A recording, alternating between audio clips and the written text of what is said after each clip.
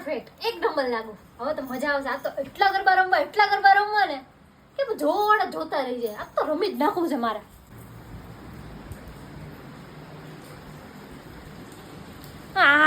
વરસાદ આવે મમ્મી. હું કેમ ગરબા રમે?